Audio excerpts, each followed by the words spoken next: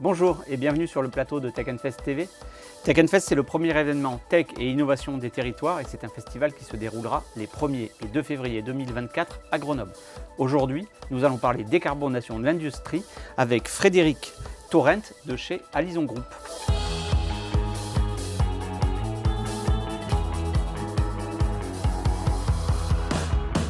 Frédéric, bonjour. Bonjour.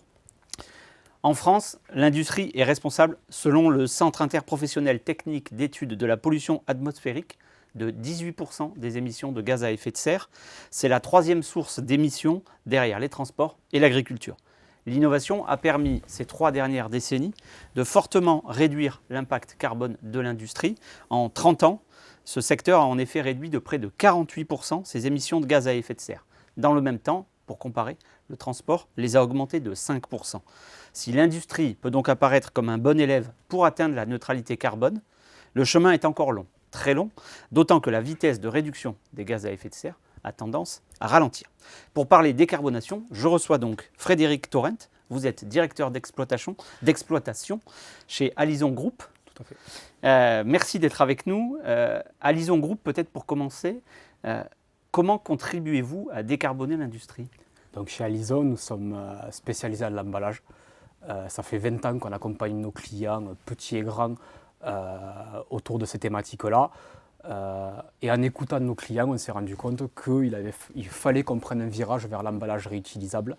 Et nos clients nous poussaient de plus en plus pour avoir des solutions qui étaient plus éco-responsables, l'emballage réutilisable, mais aussi sur de l'emballage à usage unique, où aujourd'hui on travaille avec des matériaux biosourcés et extrêmement recyclables, et qui proviennent aussi de matériaux recyclés, si bien que on a 30% de notre catalogue aujourd'hui en emballage classique qui est fait en produits biosourcés. Quand on parle de décarbonation de l'industrie, il y a une question qui revient assez vite et assez facilement, j'allais dire, c'est greenwashing ou démarche sincère. Vous connaissez le label EcoVadis ? Évidemment. Bon, le label EcoVadis, pour rappel, c'est un label qui vient évaluer les entreprises dans leur capacité à avoir des actions sur l'environnement et des engagements RSE. En mai 2015, on a obtenu notre premier label. On a eu la note Gold à l'époque en 2015, maintenant on est Platinum. Mais en 2015 à l'époque, on faisait partie des 6% d'entreprises qui étaient capables d'avoir cette note-là. Donc est-ce que c'est sincère ? Je pense que oui, étant entendu que pour le coup ça fait très longtemps en tout cas, c'est une démarche. C'est une démarche qui est longue et qu'on a commencé il y a très très longtemps. Est-ce que c'est un élément aussi d'afficher ce label-là ? Est-ce que c'est un élément qui facilite le recrutement ? Est-ce que c'est un élément, les jeunes générations, elles sont très sensibles aux questions de l'environnement et fort heureusement. Est-ce que c'est un élément important ou facilitateur pour recruter ? Ça fait partie de la marque employeur, de fait. Donc, et dans RSE, vous avez la responsabilité sociale et environnementale. Donc oui, c'est un élément qui est important pour les jeunes talents qu'on a aujourd'hui, qui sont de plus en plus affectés par toutes les questions autour de l'environnement.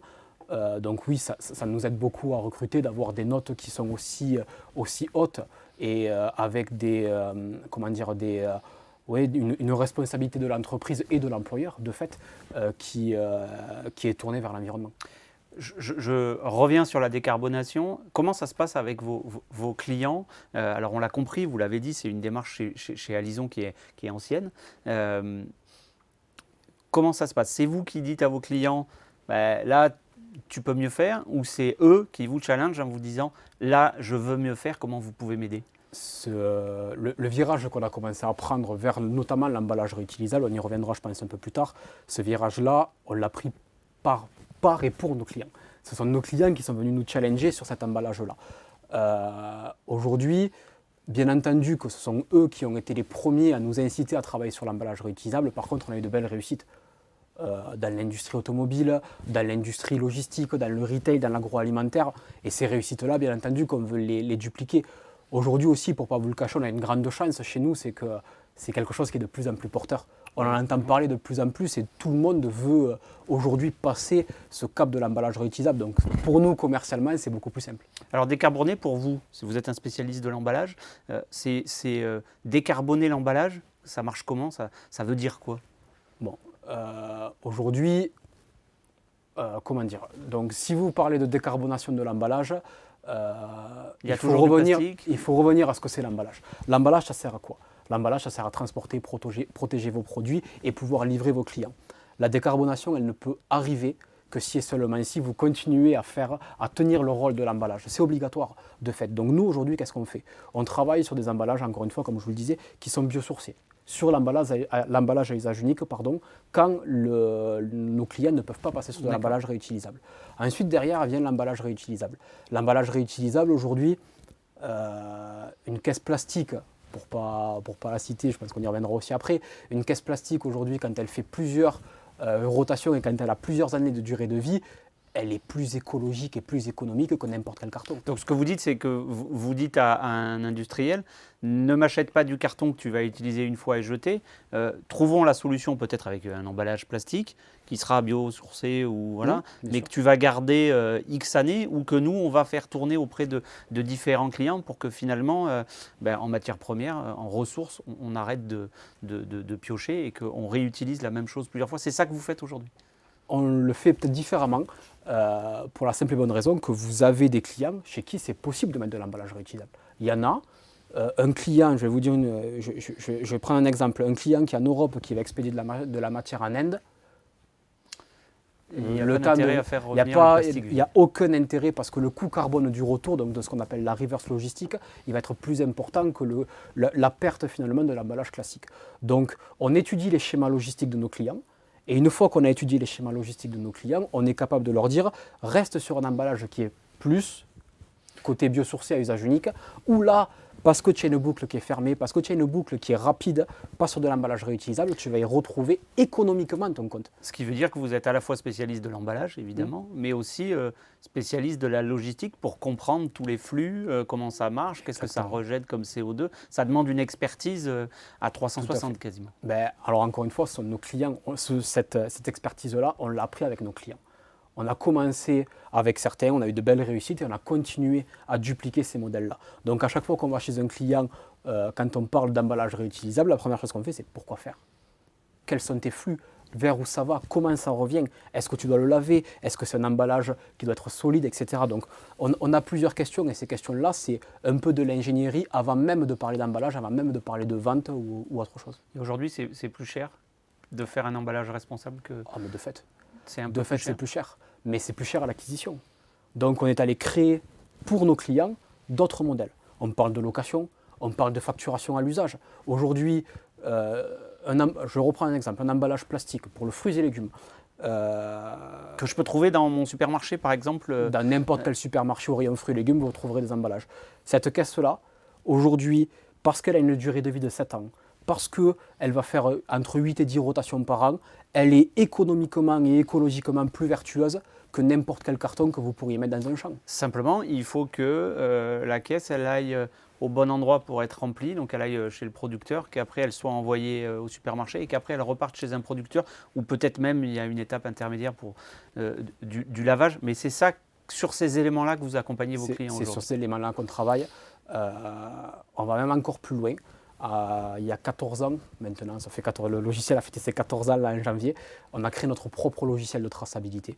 Il équipe des grands noms de la grande distribution, des grands noms d'automobile. Ce logiciel de traçabilité, il nous permet finalement de donner à chaque emballage un identifiant unique et donc de pouvoir le tracer. De pouvoir gérer des stocks, de limiter les immobilisations. Le pire qui pourrait se passer, c'est que vous ayez un emballage qui est ultra vertueux parce qu'il va faire 70 rotations par an. Mais qui reste dans un coin. Mais qui reste dans un coin. Donc qu'est-ce qu'on fait? On les trace, on les suit, on fait la chasse aux immobilisations, on fait la chasse aux pertes. Ce qui veut dire que vous innovez, ou en tout cas vous poussez vos fournisseurs à innover en mettant du RFID, des puces dans vos… Donc c'est du RFID, du Bluetooth, potentiellement du GPS. Donc il y a de l'innovation dans l'emballage, même dans une cagette plastique qui pourrait paraître très simple, s'il y a un code barre ou un… Exactement. Donc en fait, l'emballage, on le rend intelligent. In fine, le but du jeu, c'est d'avoir le juste parc dont on a besoin. Ni trop peu, parce que potentiellement on pourrait venir baisser la qualité de service qu'on a auprès de nos clients, etc. Ni trop, parce que l'empreinte qu'on laisserait avec ces emballages qui sont là en surplus serait trop importante. Si on regarde vers demain, l'emballage du futur, c'est quoi? J'ai envie de vous dire, l'emballage du futur, demain, il est plus léger, plus solide, il dure beaucoup plus longtemps, de fait. Il est intelligent et il est peut-être partagé. Peut-être que l'emballage de demain, c'est un emballage qui serait potentiellement utilisé par l'industrie automobile, puis après par l'industrie ferroviaire, puis ensuite par l'industrie logistique, peu importe. Mais c'est un emballage qui est partagé, qui est mis en commun avec plusieurs utilisateurs, parce que les pics de production des différents utilisateurs n'arrivent jamais au même moment. Et alors, est-ce que l'emballage de demain sera toujours en plastique? On l'a vu, c'est solide, ça peut durer 7 ans, je crois que vous avez donné. Il sera toujours en plastique demain ou vous réfléchissez à des matières naturelles? C'est très marrant votre question. Le plastique, il a toujours très mauvaise presse. Aujourd'hui, encore une fois, comme je vous le disais tout à l'heure, un plastique qui va faire 70 rotations durant sa durée de vie, il est naturellement plus écologique et plus économique, parce que la vraie idée, c'est celle-là. La vraie idée, c'est de faire rimer écologie et économie. Si on ne fait pas ça, on peut faire tout ce qu'on veut, on n'arrivera jamais finalement à initier cette transition. Donc, ce plastique-là qui a mauvaise presse, malheureusement, c'est parce que c'est la matière qui n'est pas noble, le plastique. En soi... Mais en fait, il a peut-être eu 3 vies avant. Exactement. Aujourd'hui, je ne peux pas citer les noms, mais on a de très belles réussites pour la simple et bonne raison qu'on a certaines caisses qui étaient dans l'agroalimentaire, qu'on a fait broyer. Et donc avec des normes alimentaires. Avec des normes alimentaires, on l'a fait broyer, on l'a remis dans de la palette. Donc dans de la palette plastique qui était faite à 50% en matière recyclée. Donc on est vraiment sur un cercle vertueux. On est vraiment sur une offre 360. Et ça, notre bureau d'études nous aide beaucoup à travailler là-dessus. Donc l'emballage, parfois on le prend, on l'ouvre, on le jette. En fait, il faut que tout le monde réalise que finalement, derrière cet emballage-là, il y a de l'ingénierie, je crois que... c'est ce qu'on essaie de faire au quotidien. Merci beaucoup. En tout cas, on a commencé la discussion sur ce plateau. Elle se continuera sur le festival Tech and Fest les 1er et 2 février 2024. Merci beaucoup Frédéric d'être venu sur le plateau de Tech and Fest TV.